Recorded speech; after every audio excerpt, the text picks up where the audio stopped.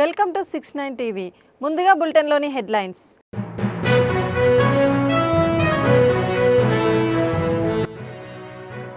భారీ అగ్ని ప్రమాదంలో ప్రణామ్ హాస్పిటల్లో చికిత్స పొందుతున్న క్షతగాత్రులను మంత్రులు దామోదర్ రాజనరసింహ, వివేక్ పరామర్శించారు.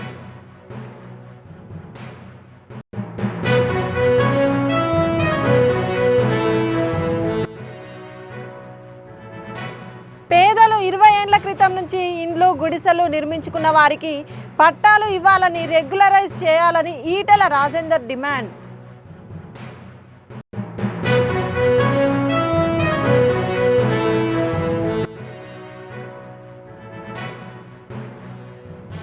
సీఎం తన సొంత నియోజకవర్గం కుప్పంలో 2 రోజుల పర్యటన ఖరారైంది.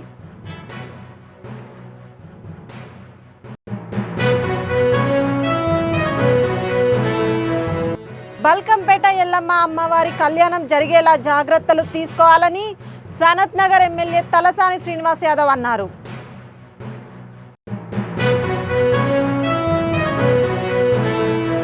ఇక డీటెయిల్స్లోకి వెళ్తే, వర్షాల కోసం గ్రామ దేవతలకు గనీళ్లతో అభిషేకాలు. భైంసా నిర్మల్ జిల్లా భైంసాలోని సీడ్ ఫర్టిలైజర్ అసోసియేషన్ కమిషనర్ ఏజెంట్ల ఆధ్వర్యంలో ఇవాళ వర్షాల కోసం ప్రత్యేక పూజలు చేశారు.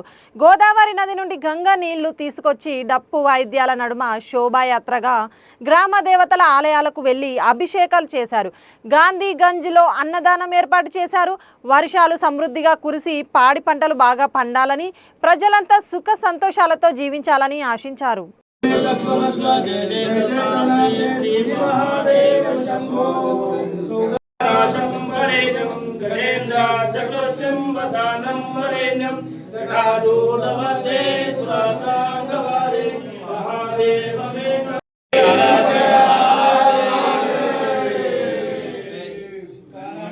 సంగారెడ్డి జిల్లా పాషమైలారం ఇండస్ట్రియల్ ఏరియాలో జరిగిన భారీ అగ్ని ప్రమాదంలో 19 మంది కార్మికులు మియాపూర్, మదీనాగూడ, ప్రణామ్ హాస్పిటల్లో చికిత్స పొందుతున్న పాషమైలారం ఫైర్ యాక్సిడెంట్ క్షతగాత్రులను పరామర్శించిన మంత్రులు దామోదర్ రాజనరసింహ, వివేక్.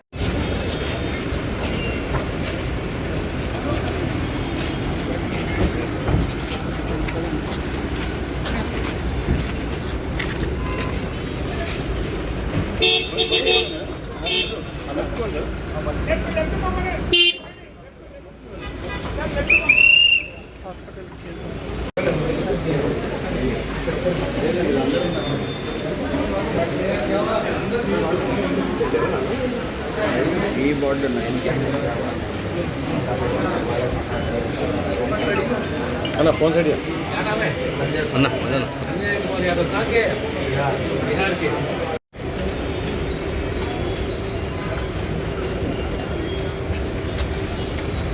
మేడ్చల్ జిల్లాలో ఇండ్లు కూల్చితే సహించబోమని మల్కాజ్గిరి ఎంపీ ఈటెల రాజేందర్ రాష్ట్ర ప్రభుత్వాన్ని హెచ్చరించారు.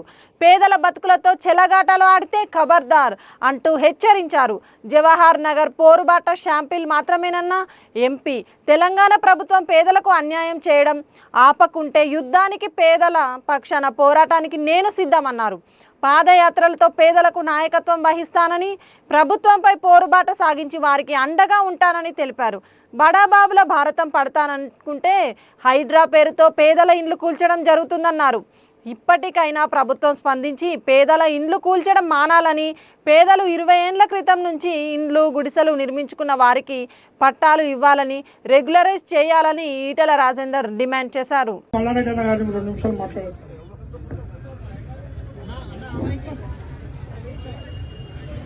అందరికీ నమస్కారం.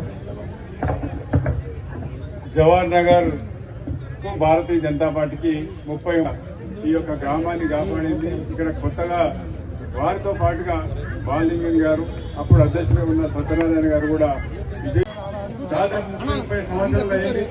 జవహర్ నగర్ యొక్క పంచాయతీ ఇప్పటికి కూడా తెలియలేదు. ఒకప్పుడు ఈ యొక్క బౌండరీ కోసం చుట్టూ కావాలి ఇదే అని చెప్పి మా కార్మికులు గ్రామ పంచాయతీ, మున్సిపాలిటీ అయిన తర్వాత, కార్పొరేషన్ అయిన తర్వాత వీళ్ళ ఇంత సాగు వీళ్ళు కావాలని చెప్పేసి తీసుకొచ్చి ఇక్కడ డంపింగ్ యార్డ్ ఏర్పాటు చేసింది. అది కూడా రాష్ట్ర ప్రభుత్వం యొక్క ఆధ్వర్యంలో జవహర్ నగర్ కావచ్చు, అక్కడ కుతుల్లాపూర్లో వాజ్పేయి నగర్, దత్తాత్రేయ నగర్ కావచ్చు. ఇవన్నీ కూడా ఆనాడు కాంగ్రెస్ పార్టీ నాయకులు, తెలుగుదేశం పార్టీ నాయకులు ప్రభుత్వ స్థలాలను కబ్జాలు పెట్టుకుంటున్నారని చెప్పేసి భారతీయ జనతా పార్టీ ఆలోచించి పేద ప్రజల కోసం గుడిసెలు వేయించి కంప్లైంట్ చేసినటువంటి పరిస్థితి చూసాం. తల్లి, మీ విధులకు ఆటంకం కలిగిస్తున్నామా లేకపోతే మీకు వచ్చే నిధులకు ఆటంకం కల్పిస్తూ సెలవు తీసుకుంటున్నాను. హైదరాబాద్ నగరంలో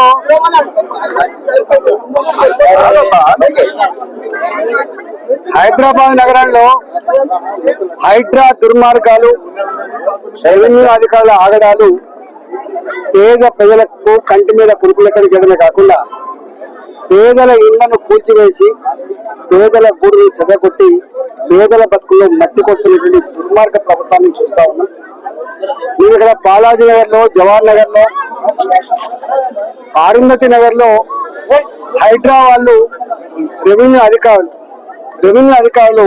30 ఏళ్ల క్రితం 40 ఏళ్ల క్రితం కట్టుకున్న గుడిసెలు కావచ్చు, రేకుల షెడ్లు కావచ్చు, ప్లాస్టిక్ షీట్ల కింద జీవించే వాళ్ళు కావచ్చు, వాళ్ళ భూమి 30 గజాలు, 40 గజాలు, 50 గజాలు, 60 గజాలు, చిన్న అంటే పొట్ట చేత పట్టుకొని కూరగాయలు అమ్ముకొని పళ్ళు అమ్ముకొని ఇళ్లలో పని చేసుకొని బతికే కుటుంబాలు ఇవాళ కొంచెం ₹1 లక్ష, ₹2 లక్ష సంపాదించుకొని చిన్నపాటి రేకుల షెడ్ వేసుకున్నామన్నా, రేకుల షెడ్ తీసేసి ఓ స్లాబ్ వేసుకున్నామన్నా కూడా గద్దల్లా వాలిపోయి లంచాలు కనుక ఇవ్వకపోతే, లంచాలు ఆ 30 గజాల నుంచి 60 గజాల భూమిలో ఇల్లు కట్టుకున్నామంటే ₹4 లక్షల, ₹5 లక్షల లంచం ఇవ్వకపోతే కాంప్లైంట్ రూపంలో ఇచ్చి కూలగొడుతున్న దుర్మార్గాలు చూస్తాం. వీళ్ళు కొత్తగా ఆక్రమించుకున్న భూములు కాదు, కొత్తగా కడుతున్న కాలనీలు కాదు, ఇవన్నీ కూడా పాత కాలనీలలో 30 ఏళ్ల క్రితం కట్టుకున్న చిన్న చిన్న ఇల్లు తప్ప ఇంకోటి కాదు. కాబట్టి ఇలా దీనికి వ్యతిరేకంగా మేము ఇలా ధర్నా కార్యక్రమాన్ని చేపట్టాం. నేను ఒకటే ఈ ప్రభుత్వాన్ని హెచ్చరిస్తా ఉన్నా, పేదల జీవితాలతో చెలగాటమాడే దుర్మార్గ ప్రభుత్వం ఇవాళ వాళ్ళ ఉసురు తగిలి పోక తప్పదని చెప్పి హెచ్చరిస్తా ఉన్నాం. అనాదిగా హైదరాబాద్ లో ఇవాళ గుడిసెలంజ నుంచి మొదలుపెట్టి అనేక వందల ఎకరాలలో పేదలకు 40 గజాలు, 50 గజాలు ఇళ్ల జాగలు ఇప్పించిన పార్టీ భారతీయ జనతా పార్టీ. దత్తాత్రేయ నగర్ కావచ్చు, వాజ్పేయి నగర్ కావచ్చు, గడ్డం బాలరెడ్డి గారు కావచ్చు, టైగర్ నరేంద్ర గారు కావచ్చు, అనేక సంవత్సరాలుగా పేదలకు అంత ఇంతో జాగలు ఇప్పించిన పార్టీ మా పార్టీ.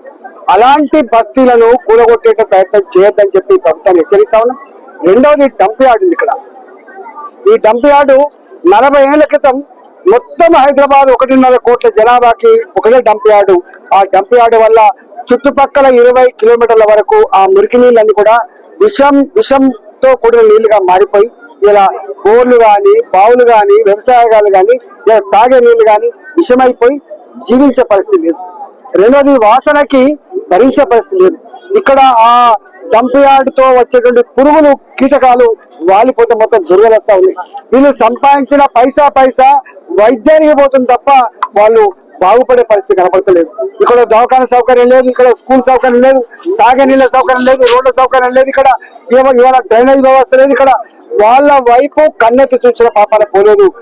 కొద్దిమంది బ్రోకర్లు, కొద్దిమంది నాయకులు పెద్దవాళ్ళు అవుతున్నారు తప్ప పేదవాళ్ళ బతుకులు మాత్రం బాగుంటుంది. కాబట్టి ఈ ప్రభుత్వాన్ని హెచ్చరిస్తా ఉన్నా, పిచ్చి వేషాలు బంద్ చేసి వాళ్లకు గతంలో అనేక మందికి దీన్ని గ్రామఖండంగా గుర్తించి పట్టాలు ఇస్తామని చెప్పిండు, 6,000 మందికి ఇస్తా అని చెప్పిండు, జీవో నంబర్ 58 కింద ఇస్తా అని చెప్పిండు.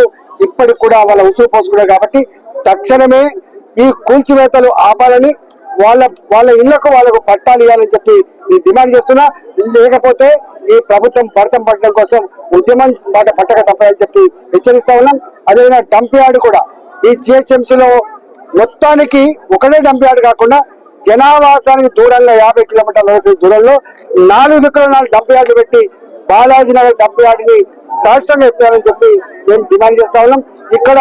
ఇక్కడ కాలనీలకి రోడ్ల సౌకర్యం కానీ. ఖమ్మం నగరంలోని నెహ్రూ నగర్లో విదురా వాలంటరీ బ్లడ్ బ్యాంక్లో అక్రమంగా నిల్వ ఉంచిన 2000 బ్లడ్ శాంపిల్స్ ప్లాస్మా ప్లేట్స్ను డిఎం హెచ్ఓ కళావతి బాయి సిబ్బంది సోమవారం సీజ్ చేశారు.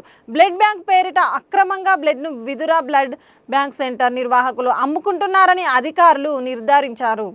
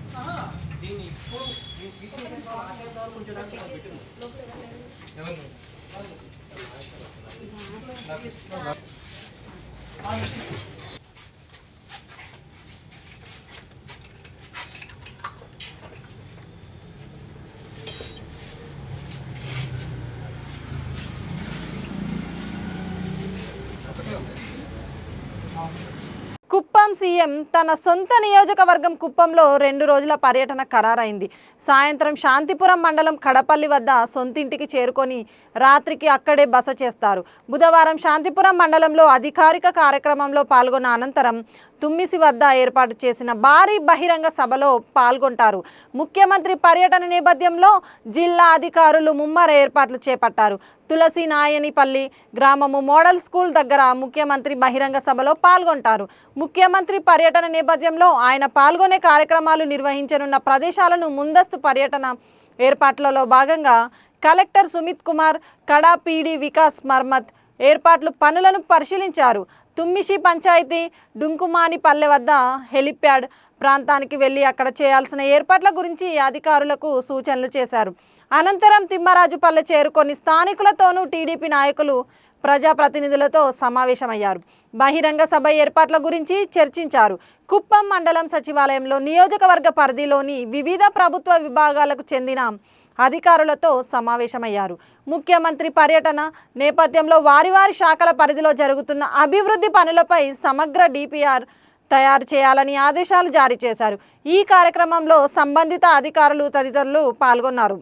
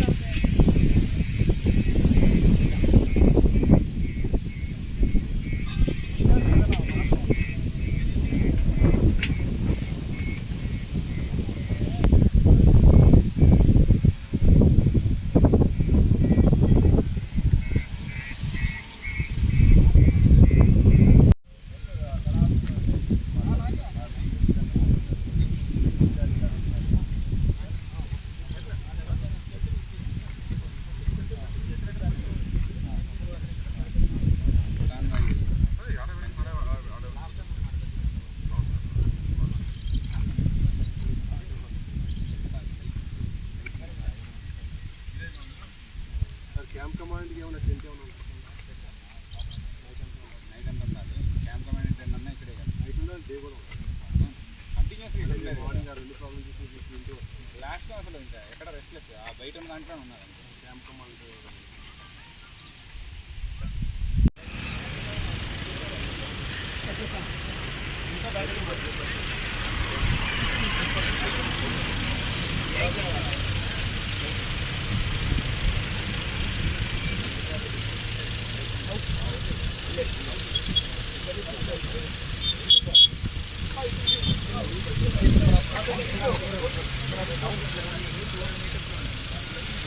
కరీంనగర్ స్థానిక లయన్స్ క్లబ్ సభ్యులు మానవ సేవయే మాధవ సేవగా భావించారు.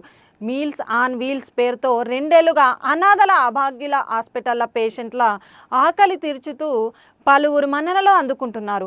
2 ఏళ్ల క్రితం మీల్స్ అండ్ వీల్స్ అనే కార్యక్రమాన్ని ప్రారంభించి నిర్విరామంగా ప్రతిరోజు 200 మందికి ఉదయం టిఫిన్, మధ్యాహ్నం భోజనం సౌకర్యం కల్పిస్తున్నారు.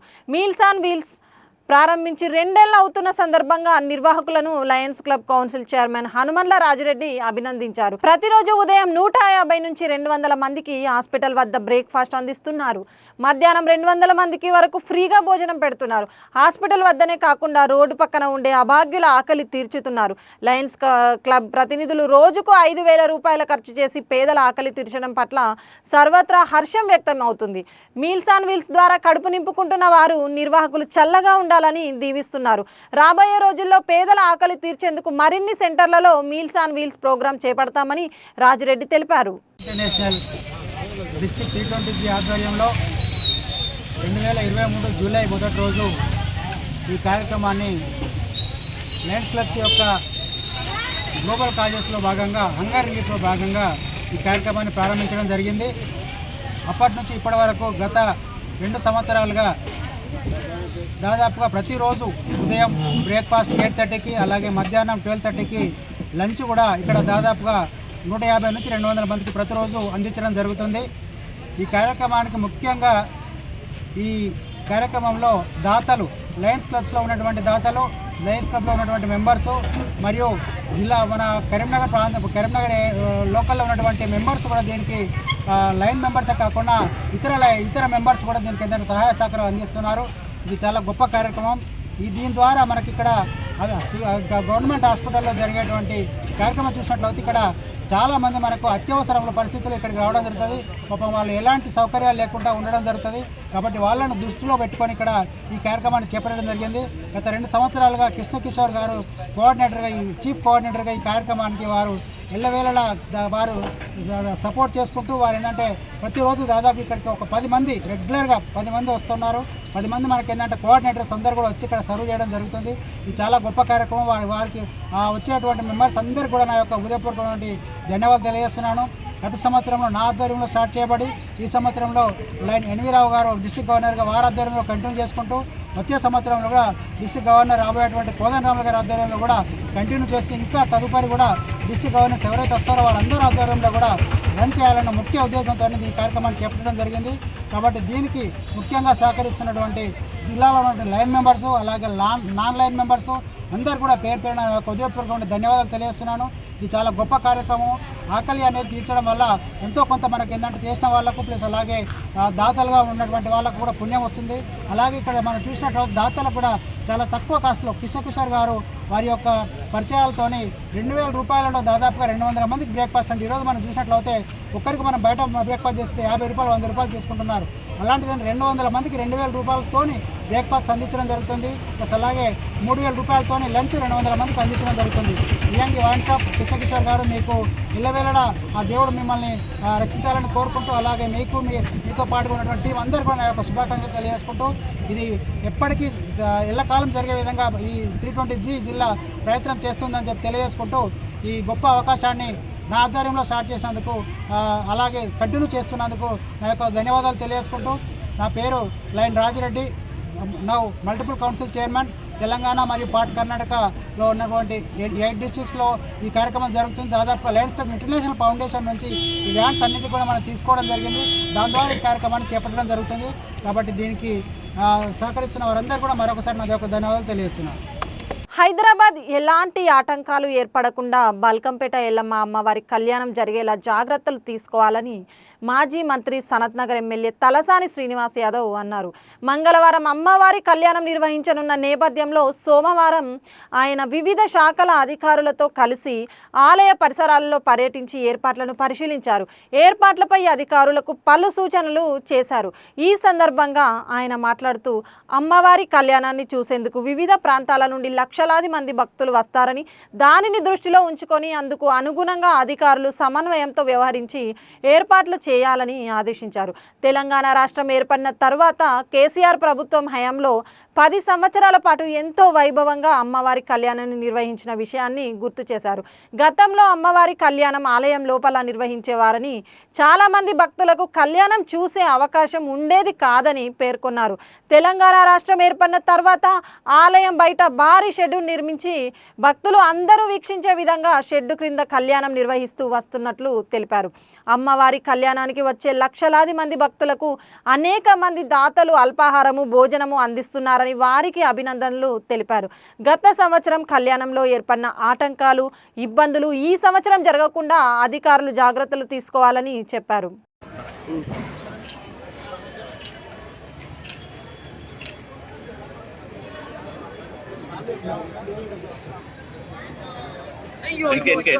మమ్మల్ని చూడండి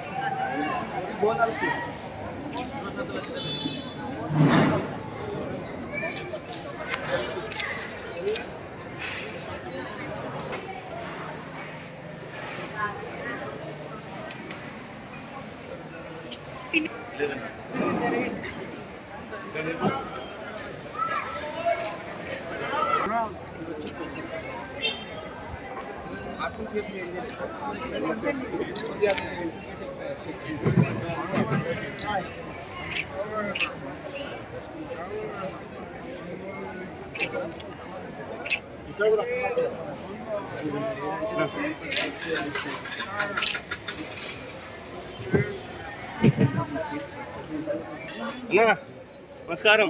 6 గంటల స్టేటస్ రేట్లు అందరూ వంచాలి. స్టేటస్ అయిపోయినాయి. ఎక్కువ మాట్లాడింది మాత్రం రికార్డ్ అవుతుంది. బులెటిన్ ముగించే ముందు హెడ్లైన్స్ మరోసారి.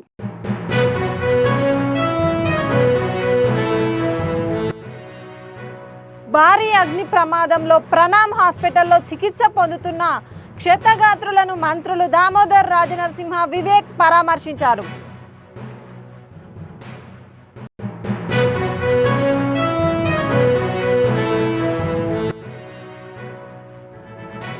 పేదలు 20 ఏళ్ల క్రితం నుంచి ఇండ్లు, గుడిసెలు నిర్మించుకున్న వారికి పట్టాలు ఇవ్వాలని, రెగ్యులరైజ్ చేయాలని ఈటెల రాజేందర్ డిమాండ్.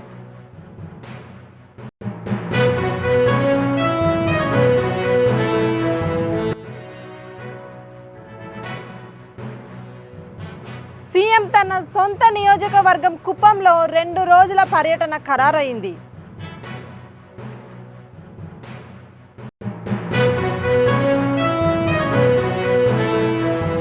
బల్కంపేట ఎల్లమ్మ అమ్మవారి కళ్యాణం జరిగేలా జాగ్రత్తలు తీసుకోవాలని సనత్ నగర్ ఎమ్మెల్యే తలసాని శ్రీనివాస్ యాదవ్ అన్నారు.